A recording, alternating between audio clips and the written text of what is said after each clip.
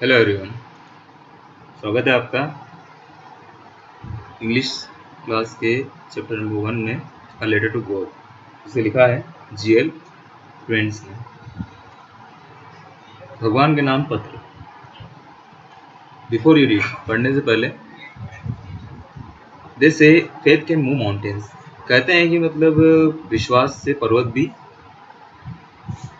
Move कर जाते हैं, मतलब पर्वतों को घटाया जा सकता है। But what should be put our faith in, पर क्वेश्चन ये आता है कि हमें विश्वास रखना चाहिए, पर किस पर? This is the question the story delicately poses, और यही क्वेश्चन है, यही प्रश्न है जो ये कहानी नाजुकता के साथ हमसे पूछती है कि हमें विश्वास रखना तो चाहिए, पर रखना किसके ऊपर चाहिए। Lencho is a farmer who writes a letter to God. Lencho जो कि फार्मर है, एक पत्र लिखता है भगवान को। When his crops are ruined, जब उसकी फसल जो है बर्बाद हो जाती है। आस्किंग फॉर 100 पेसोस, और उनसे क्या मांगता है? 100 पेसोस मांगता है। Does Lencho letter reach God, क्या लेंचो का लेटर भगवान तक पहुंचता है? Does God send him the money, क्या भगवान उसे पैसा भेजते हैं? Think what your answer to this questions would be, सोचिए आपका आंसर क्या होगा इन क्वेश्चंस के लिए। And guess how the story continue, और ये भी गेस कीजिए कि स्टोरी कैसे कंटिन्यू करेगी। Before you begin to read it, पढ़ने से पहले। तो कोई भी मतलब एक नॉर्मल माइंडसेट का व्यक्ति यही कहेगा कि ये तो बड़ी स्टूपिडिटी है कि भगवान के पास में लेटर कैसे जा सकता है, और अगर चला भी गया तो उसको उनका आंसर क्या होगा, उनका रिप्लाई क्या होगा, ये अनथिंकेबल है। सबसे पहले यहाँ पे एक एक्टिविटी दी गई है आपको कि मनी ऑर्डर किस प्रकार से हम सेंड करते हैं। Some steps are given here, you can go through it. This is the format of money order. पहले पैसे जो है मनी ऑर्डर के थ्रू भेजे जाते थे, उसी का फॉर्मेट दिया हुआ है यहाँ पर।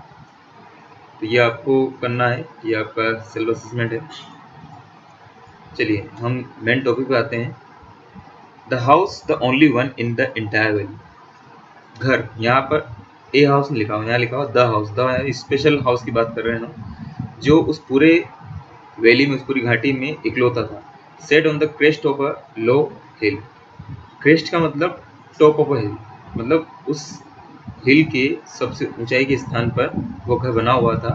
From this height one could see the river.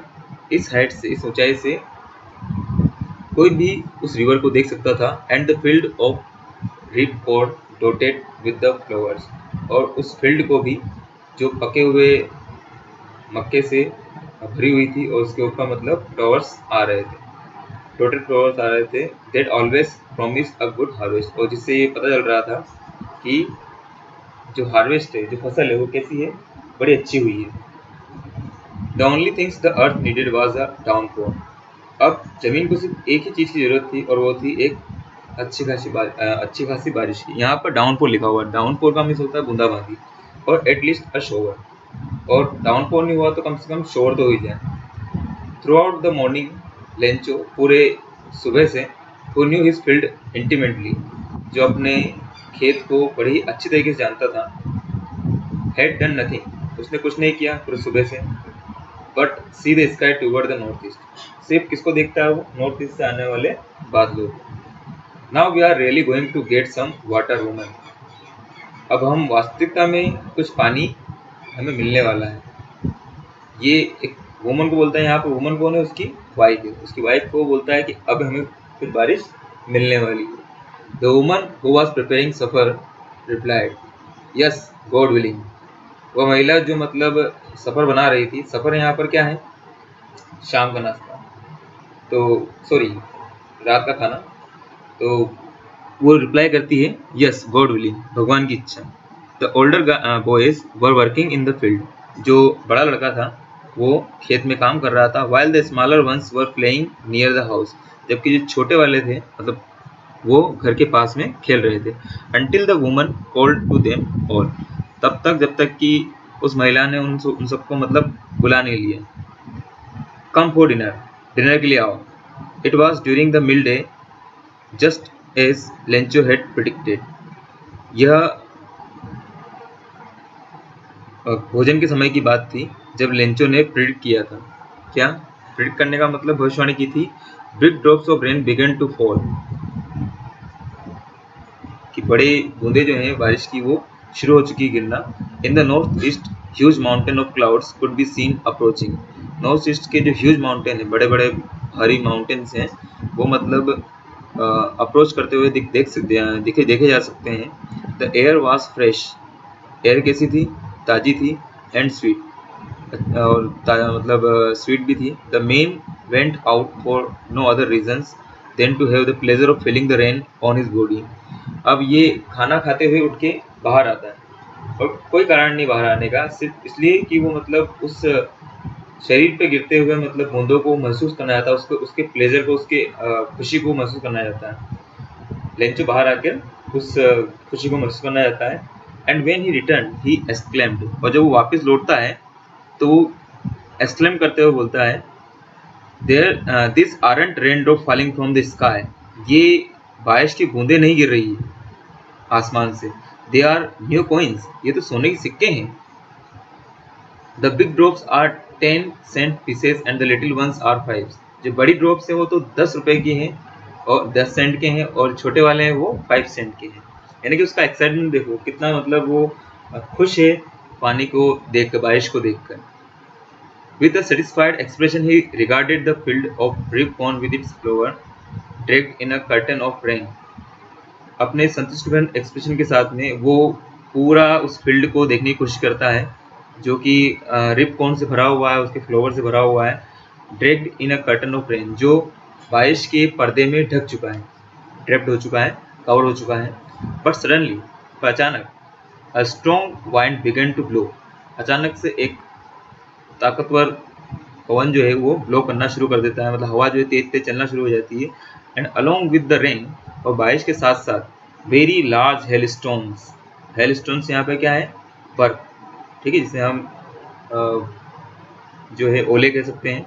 Begin to fall, वो गिरना शुरू हो जाते हैं। हेल स्टोन का मतलब ओलावृष्टि को कहते हैं वैसे। This truly did resembles new silver coins, अब वास्तविकता में ये रिसेंबल कर रहे थे सिल्वर कॉइन्स को, क्योंकि सिल्वर कैसा होता है, वाइट, और जो हेल स्टॉर्म होते हैं वो भी कैसे होते हैं, white. The boy exposing themselves to the rain, लड़के जो थे वो अपने आप को उन्होंने एक्सपोज कर दिया, मतलब रेन में बाहर लेके आ गए। वो ran out to collect the frozen pearls, यहाँ पर फ्रोजन पर्ल्स किसके लिए यूज हुआ है, उन्हीं हेल स्टॉर्म्स के लिए। होता है ना, बच्चे बहुत एक्साइटेड हो जाते हैं जब मतलब ओले जो गिरना शुरू होते हैं, तो वो उन्हें इकट्ठा करने के लिए बाहर की तरफ दौड़े। It's really getting bad now explained the man. अब लेंचो क्या कहता है कि अब वास्तविकता में खराब हो रहा है, मतलब जब तक बारिश हो रही थी, डाउनपोर हो रहा था, ठीक है, तब तक तो वो काफ़ी एक्साइटेड था, पर जैसे ही मतलब हेल स्टॉर्म शुरू हुआ तो वो कहता है कि मतलब ये जो हो रहा है, ये क्या हो रहा है, गलत हो रहा है। I hope it passes quickly, मैं आशा करता हूँ कि जल्दी निकल जाएगा।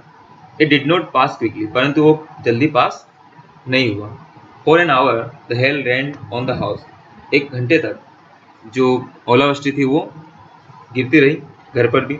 The garden, the hill side, बगीचे में, हिल साइड में, द कॉर्न फील्ड, मक्के के जो खेत थे वहाँ पर, ऑन द होल वैली, पूरी घाटी में।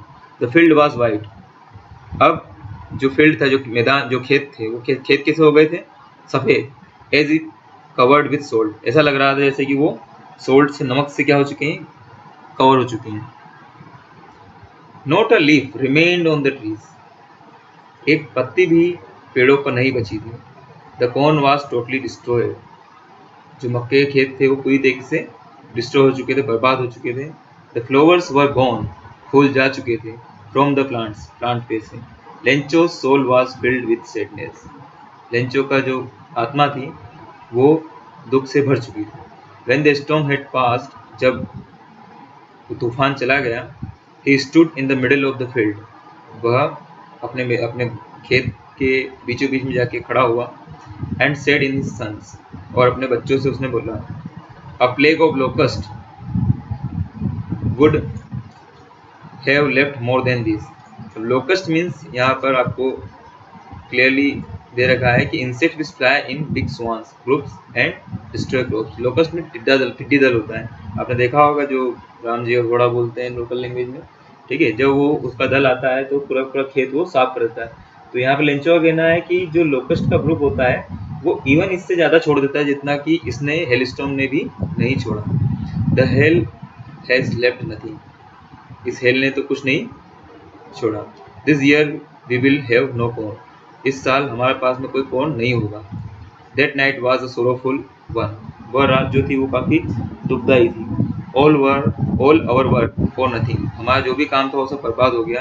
Theirs no one who can help us, यहाँ कोई नहीं है जो हमारी मदद कर सकेगा। We will all go hungry this year, हम आज मतलब इस साल भूखे मरने जा रहे हैं, भूखे मरेंगे। तो यहाँ पे 3 क्वेश्चन है आपको आज के लिए। What did Lencho hope for, Lencho किसके लिए होप करता है? तो Lencho hope for a good downfall. Why did Lencho says the rain drops were like new coins, क्यों ये कहता है कि लेंचो की मतलब जो रेन ड्रॉप्स है वो न्यू कॉइन्स है? क्योंकि मतलब जो रेन ड्रॉप्स है वो मतलब उसकी फसल के लिए क्या है,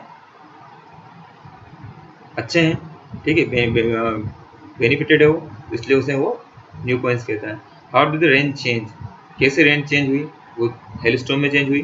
what happened to Lencho's field, Lencho की फील्ड का क्या हुआ? क्या वो मतलब अच्छी हुई या मतलब डिस्ट्रॉय हो गई? What were Lencho's feeling when the hail stopped, Lencho की फीलिंग क्या थी जब हेल स्टॉप हुई? तो ये आज का होमवर्क है, आपको इसकी डिफिकल्ट मीनिंग ढूंढना है, उन क्वेश्चंस को कंप्लीट करना है। Okay, thanks.